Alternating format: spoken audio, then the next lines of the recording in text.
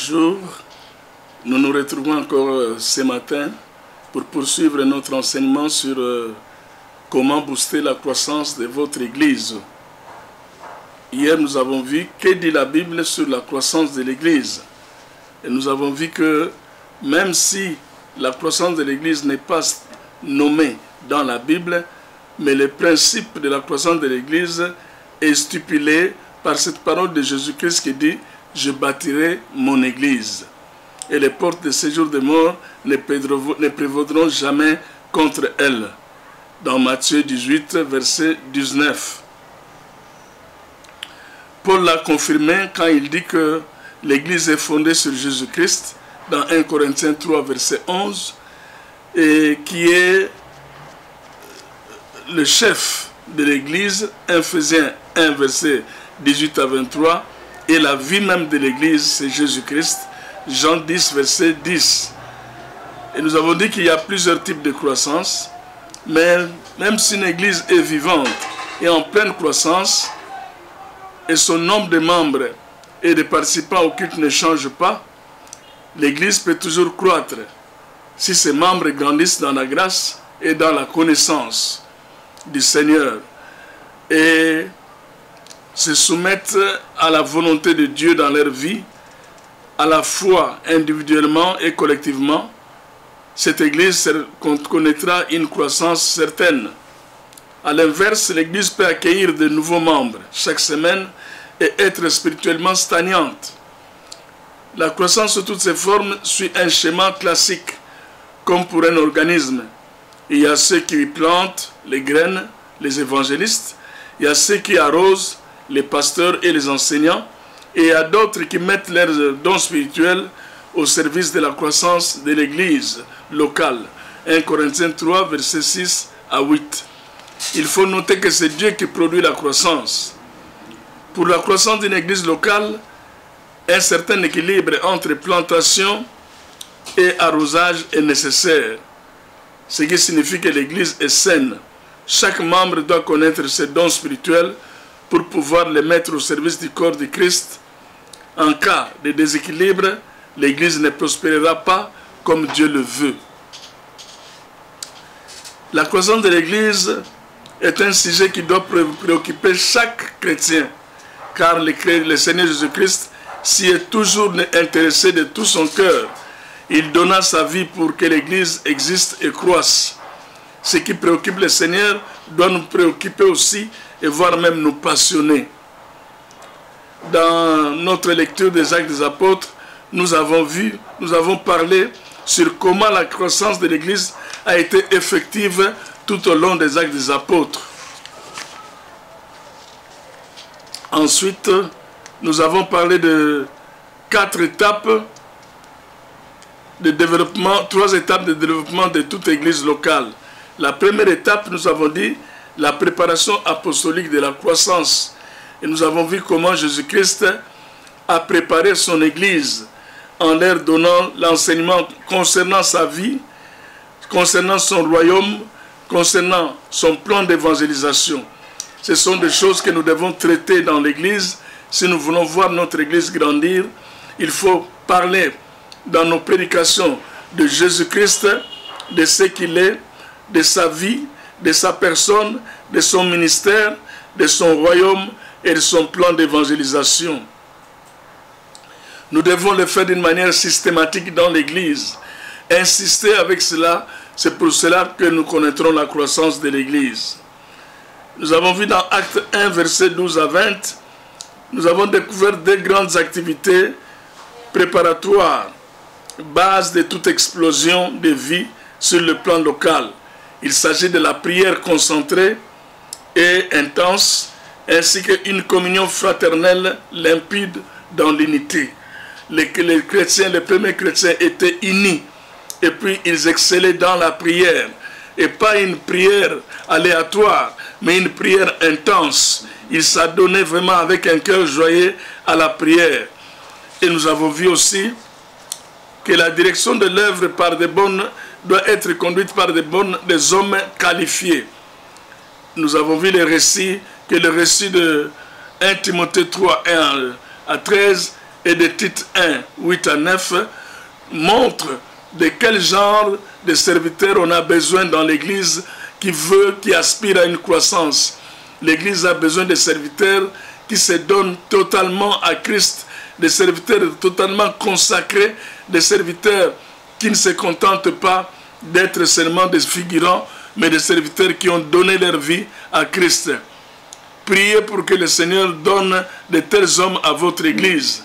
Il ne suffit pas de désirer se mettre au service des autres.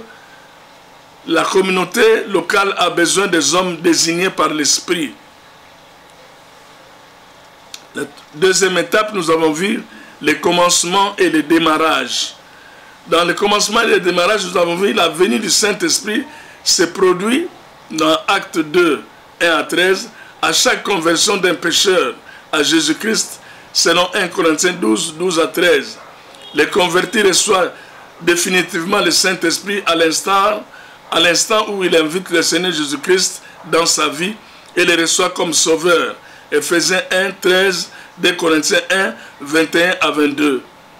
La proclamation quotidienne de l'Évangile se fait dans la puissance du Saint-Esprit quand des croyants sont consacrés et soumis à la parole de Dieu. Cela nécessite pour nous aujourd'hui une bonne connaissance des actes des apôtres et des épîtres. Ils sont unis dans un même esprit et poursuivent le même but. Ce sont des anciens ou responsables qui donnent le ton et qui annoncent clairement le but biblique. Ils sont au bon endroit et au bon moment. Souvent, les croyants sont attachés émotionnellement à un endroit local. Ce sont souvent les lieux où ils se sont convertis. Avons-nous demandé à Dieu, où veux-tu, Seigneur, que je te serve? Dans quelle église tu veux, Seigneur, que je travaille pour toi? Et si le Seigneur nous demandait d'aller dans telle ou telle autre église, accepterions-nous de le faire? C'est ça le problème. Parce qu'il n'est pas dit que là où tu es converti, c'est là seulement uniquement que tu dois rendre service. Mais le Seigneur peut t'envoyer ailleurs. Troisième étape, la vitesse de croisière. Et nous avons parlé de la prédication de l'évangile. Nous avons vu que les apôtres prêchaient avec acharnement l'évangile de Jésus-Christ. Ils ne prêchaient pas n'importe quel évangile, mais l'évangile de notre Seigneur Jésus-Christ. Ils ne prêchaient pas l'évangile des souliers venus de l'Europe. Ils ne prêchaient pas l'évangile des voitures qu'ils ont achetées, mais ils prêchaient Jésus-Christ comme Seigneur et Sauveur. Et ils dispensaient les oracles de Dieu au travers de cette prédication de l'évangile de Jésus-Christ. Bien-aimés dans le Seigneur, nous avons vu aussi dans le point 2 la fidélité face à la persécution. Quand les apôtres prêchaient l'évangile, ils étaient persécutés à outrance, mais ils sont restés fidèles au Seigneur. Lorsque nous prêchons la parole de Dieu, nous allons rencontrer des obstacles, mais nous devons rester fidèles. C'est ce qui peut prouver notre maturité. C'est ce qui prouve que nous avons grandi dans le Seigneur, que nous demeurons fermes dans la volonté de Dieu. Troisièmement, les actions de grâce au Seigneur au moment difficile. Elles témoignent de notre confiance en lui et révèlent une certaine maturité spirituelle. Et quatrièmement, nous avons vu les règlements rapides et efficaces des problèmes intenses, internes graves. Oui, quand nous avons des problèmes internes, nous avons vu ça dans Acte 1, verset 11, dans Acte 6, verset 1 à 6, dans Acte 8, verset 18 à 24, dans Acte 15, verset 1 à 29 et verset 36 à 40. L'œuvre est toujours plus importante que l'individu. Il ne faut pas sacrifier l'œuvre pour ménager un individu ou une famille. Ensuite, nous sommes entrés dans les 10 principes de la croissance de l'Église. Et dans les 10 principes de la croissance de l'Église, le premier principe a été que la croissance de l'Église ne provient pas d'une méthode humaine, mais de la grâce de Dieu. Aucun principe, aucune clé, aucune vision, aucun gène, aucun don ou aucune compétence ne peut provoquer une réelle percée spirituelle sans la faveur imméritée de Dieu. Aujourd'hui, nous allons parler de 18 critères favorisant la croissance de l'Église. Premier critère, donner la priorité à l'évangélisation. Les églises en croissance considèrent leur mission comme étant celle d'aller chercher les brebis perdues, d'aller au-devant des personnes qui ne font pas partie d'une communauté chrétienne. Donner la priorité à l'évangélisation veut dire que nous devons obéir à ce que Ésaïe dit, délivre ceux qu'on traîne à la mort, ceux qu'on va égorger, sauve-les. Si tu dis, ah, je ne le savais pas, mais celui qui observe vos cœurs, ne les voit-il pas et ne rendra-t-il pas chacun selon ce qu'il fait? Donc nous devons nous mettre dans le souci d'évangéliser pour sauver les âmes. Le but de notre évangélisation doit amener les âmes à Jésus-Christ, ceux qu'on traîne à la mort, parce que le diable est en train de traîner beaucoup d'âmes à la mort. Le diable est en train d'arracher beaucoup d'âmes auprès du Seigneur pour les conduire à la mort.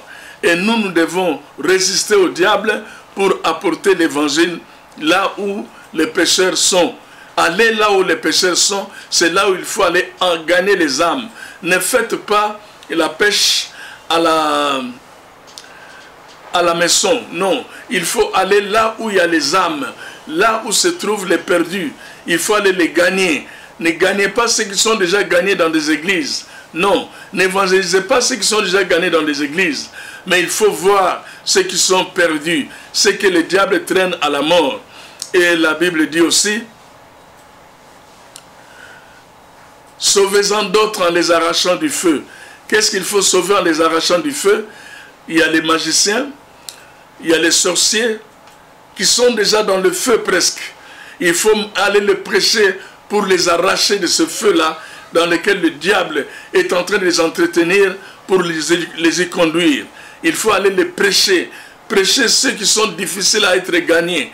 Il faut les gagner parce qu'il faut croire que le Seigneur est capable de vous conduire à gagner des âmes difficiles, des âmes impossibles à gagner. Le Seigneur va les rendre possibles. Deuxième critère, favoriser le renouveau spirituel des membres. Les églises en croissance insistent sur l'importance du renouveau spirituel dans leur communauté. Ce renouveau est une effusion du Saint-Esprit.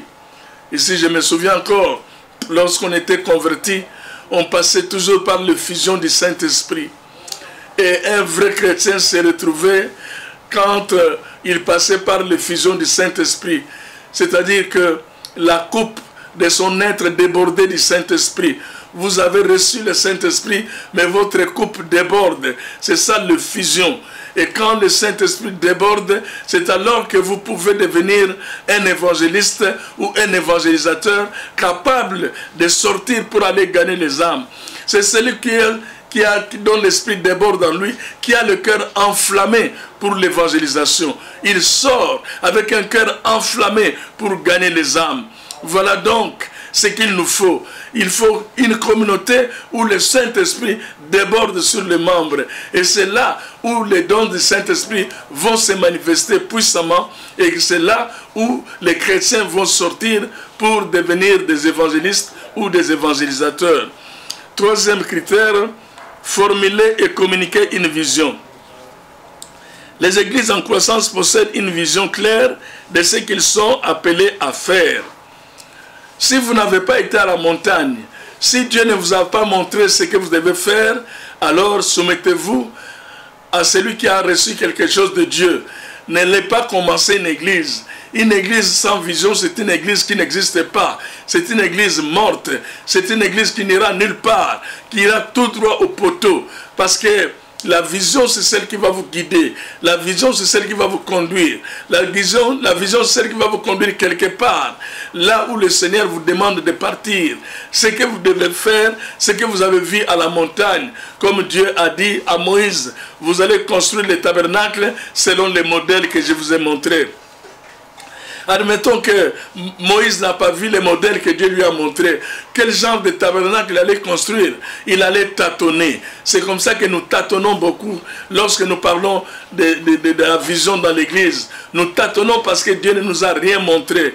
Et si Dieu ne vous a rien montré, je vous en supplie, prenez une bouteille d'eau, allez à la montagne, allez le chercher là-bas pour qu'il vous instruise, qu'il vous dise ce que vous devez faire. Vous vous dise comment vous devez orienter le peuple de Dieu. Parce que si vous n'avez pas une vision, vous êtes un aveugle qui conduit d'autres aveugles. Et vous allez vous retrouver tous dans les ravins. Et ce n'est pas une bonne chose de se retrouver dans le ravin. Alors que le Seigneur veut vous éclairer, il veut bien vous donner une vision. C'est à vous seulement d'aller taper à sa porte pour lui dire, Seigneur, me voici, envoie-moi. Quatrième critère, planifier. Les responsables présentent les étapes à suivre pour réaliser la vision. La planification, en fait, ce sont des étapes que vous devez montrer aux fidèles. Les étapes que vous allez suivre pour arriver à concrétiser ce que le Seigneur vous a demandé de faire. Quelles sont les étapes? Parce qu'on n'arrive pas à accomplir une vision dans un seul jour. Mais il y a plusieurs jours, mais ces jours-là doivent être divisés par des étapes à suivre. Comment faire pour arriver à concrétiser la vision? Par quelle machine, par quel moyen nous devons passer pour que notre vision se concrétise? Ça, c'est ce que j'appelle formuler, c'est ce que j'appelle plutôt planifier. La planification est nécessaire. Celui qui ne planifie pas, planifie la mort. Celui qui ne planifie pas, planifie l'échec. Parce que la planification, c'est ce qu'il est nécessaire pour conduire à la réussite d'une vision. Sixièmement, acquérir une bonne connaissance du milieu. Une bonne connaissance du milieu permet de mieux choisir les activités de l'Église, de planifier les actions dans le temps. J'ai donné un exemple ici, par exemple, de l'Église qui se trouve sur Movenda, l'église, je crois, Aletheia, qui ont étudié leur milieu. Ils ont compris qu'il n'y avait pas de pont pour permettre les gens de Bandalunga de venir à l'église. Et ils ont fait un pont là-bas. Et ce pont n'est pas seulement utilisé par les gens d'Aletheia, mais tout le monde, les véhicules et les hommes de tous bords y passent. Donc c'est déjà quelque chose, ils ont conquis déjà ces quartiers-là en démontrant leur amour, en démontrant leur passion pour les quartiers. Et c'est facile qu'ils puissent gagner les âmes de ces quartiers parce que les gens ont vu qu'ils aiment ces quartiers, qu'ils s'investissent dans ces quartiers. Nous devons donc étudier dans les quartiers les choses qui ne marchent pas, auxquelles nous pouvons répondre collectivement. Nous, comme Église, nous avons des moyens. Nous pouvons réunir les moyens pour résoudre certains problèmes de notre quartier, de notre environnement. Huitièmement, donner pouvoir et responsabilité aux laïcs. Les dirigeants des églises en croissance ne font pas tous tout eux-mêmes. Au contraire, ils délèguent les responsabilités et leur autorité. Vous ne pouvez pas tout faire. Être à la fois dirigeant de chorale, être à la fois pasteur, être à la fois réparateur des instruments pendant le culte, être à la fois protocole. Non, vous devez dispatcher le travail. C'est ainsi que vous aurez besoin de collaborateurs. Et les collaborateurs, il faut les choisir parmi les laïcs de votre église. Il faut les former, il faut les orienter, il faut les guider. Pourquoi? Parce que Moïse a écouté les conseils d'un païen. Et c'est grâce à ces conseils que Moïse est resté vivant. Sinon, il allait mourir à cause de la surcharge. Il était surchargé. Il était obligé de recevoir les fidèles du matin au soir, voire même jusqu'à tard dans la nuit. Parce que les fidèles étaient nombreux et lui, il était seul. Et ses collaborateurs, ses frères-là, lui a dit de dispatcher son travail, de choisir des hommes auxquels il devait, sur lesquels il devait jeter la responsabilité. Et il a responsabilité d'autres personnes qui ont travaillé avec lui, qu'on a appelé les anciens. C'est très important d'avoir des anciens dans les églises. Septièmement, former les responsables laïcs. si l'on permet aux membres de l'Église d'exercer de réelles responsabilités, il est important de les soutenir, de les accompagner, de leur assurer une formation adéquate. Pourquoi il faut former les membres? Parce que lorsque nous travaillons dans les églises, nous recevons des membres qui viennent de Kinkukusa, des membres qui viennent de Kimbangiste, des membres qui viennent de Bondoudia Congo, des membres qui viennent de tous bords. Et lorsque vous ne les formez pas, vous le nommez directement diacre, il va servir comme diacre tel qu'il a vu cela chez les Kimbangistes ou tel qu'il a vu cela chez les Bondoudia Congo. Il va faire tel qu'il a vu là où il était. Or, c'est important de les former, de leur dire ce qu'ils doivent faire et ne donner jamais de responsabilité aux laïcs sans leur avoir dit comment le faire et pourquoi ils vont le faire. Ça, c'est très important. Avant de donner des responsabilités, il faut d'abord leur montrer comment le faire. Et pour bien montrer comment le faire, vous devez d'abord les pratiquer vous-même. Vous devez d'abord les mettre en pratique vous-même. En les mettant en pratique, et ils regardent. Pendant qu'ils regardent, vous leur montrez déjà. Et dès que vous terminez de le mettre en pratique, vous leur demandez à leur tour de le mettre en pratique. À ce tour-là, pendant qu'ils mettent en pratique, vous les regardez. Et vous allez leur donner des conseils. Attention, quand vous allez leur donner des conseils, ne commencez pas par les réprimer pour le mal qu'ils ont fait. Commencez d'abord par les encourager pour les biens qu'ils ont fait, pour les choses qu'ils ont dit de bien. Et enfin, vous allez leur dire que ici vous n'avez pas bien parlé, ici vous avez mal parlé, mais prochainement, voilà comment il faut faire. Ne réprimez jamais quelqu'un sans lui dire, sans lui corriger, sans lui rectifier, sans lui dire ce qu'il doit faire de mieux. Avant de condamner quelqu'un, il faut lui dire d'abord, voilà ce que vous devez faire prochainement. 8e chose, répondre aux besoins du milieu. Dans leur effort à proclamer la bonne nouvelle, les chrétiens ont manifesté l'amour de Dieu par leurs paroles et leurs actions. Ici, ça corrobore un peu ce que nous avons dit au point 5, la connaissance du milieu. Ici aussi, nous voulons dire que quand nous connaissons notre milieu, nous savons à quel peuple nous nous adressons. Il y a des milieux où, dans les quartiers, il y a plus de Yaka que de Bantandu. Il y a des milieux où il y a plus de Bantandu que de Baluba. Il y a des milieux où il y a plus de Baluba que de Bakongo. Il y a des milieux où il y a plus de Bangala que les Bandundu. Vous devez comprendre, tout cela c'est très important. Vous devez comprendre que l'évangile doit être inculturé. Il doit être injecté dans une culture donnée. Et il faut tenir compte de cette culture pour bien prêcher la parole de Dieu. Il faut connaître ce que, quand vous êtes dans un milieu de Yaka, ce que les Yaka n'aiment pas, selon leur culture, il faut s'y adapter. Il faut aussi y faire attention, parce que vous pouvez les énerver sans le savoir et sans le vouloir. C'est très important donc de tenir compte de ces critères-là, et c'est très capital de le faire. 9e critère, définir les objectifs mesurables. Les objectifs susceptibles d'être atteints. Les plus beaux rêves s'incarnent dans les objectifs mesurables. Les dirigeants des églises en croissance fixent les objectifs mesurables.